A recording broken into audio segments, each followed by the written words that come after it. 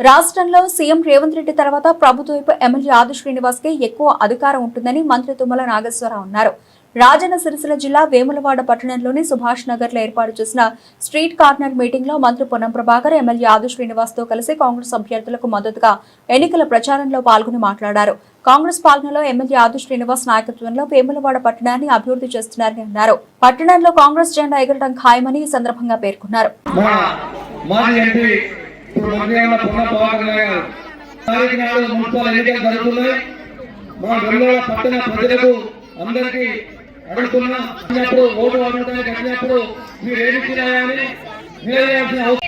నిర్మాణాలు ఈ రోజు మన గల్లీ గల్లీలో చూసుకుంటున్నాం.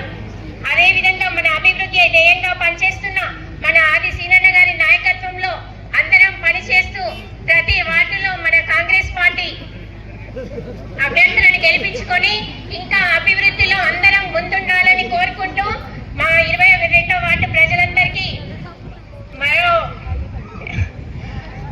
విధంగా చెప్పుకుంటూ ఈ రోజు వచ్చిన మహిళా లోకానికి మా తరపున మరియు మీ ఆశీర్వచనం కోరుతూ మేము మీ ముందు నిలుచొని ఉన్నాం. ఆశీర్వచనం కోరే హక్కు, ఆశీర్వదించేటువంటి హక్కు మీకు, కోరే హక్కు మాకుంది అని మేము భావిస్తా ఉన్నాం. ఎందుకంటే గత 10 సంవత్సరాలుగా ఇంతకుముందు శ్రీనివాస్ గారు చెప్పినట్టుగా నేను పార్లమెంట్ సభ్యుడిగా ఉన్నప్పుడు వేములవాడ ఒక టెంపుల్ సిటీ, అదేవిధంగా హుజురాబాద్, జమ్మికుంట, హుస్నాబాద్ 4 కొత్తగా మున్సిపాలిటీలు చేసిన ఆనాడు కాంగ్రెస్ ప్రభుత్వంలో.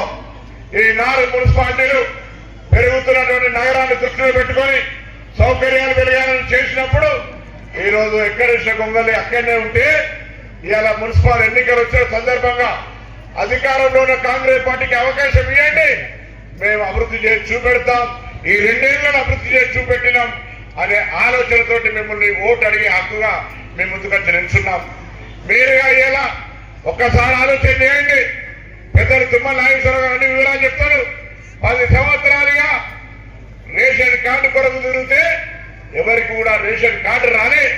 కానీ ఇవాళ ఇక్కడ కాదు, యావత్ తెలంగాణలో ఎవరైనా రేషన్ కార్డుకు అర్హత ఉండి రాలేదంటే వాళ్ళకు రేషన్ కార్డు ఇచ్చే బాధ్యత ఈ తెలంగాణ ప్రజాపాలన ప్రభుత్వంది.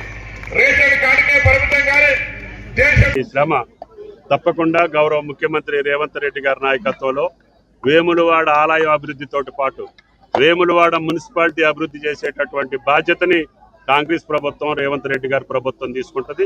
సంక్షేమమే కాదు, వేములవాడని ఒక అందమైనటువంటి టెంపుల్ సిటీగా తీర్చిదిద్దే బాధ్యత ప్రభాకర్ గారి ఆధ్వర్యంలో తప్పకుండా పూర్తి చేసి రేపు రాబోయే 3 సంవత్సరాల్లో ఈ రాష్ట్రానికి దక్షిణ కాశీగా వెలుగొందేటటువంటి రాజన్న ఆలయాన్ని తీర్చిదిద్దే బాధ్యత.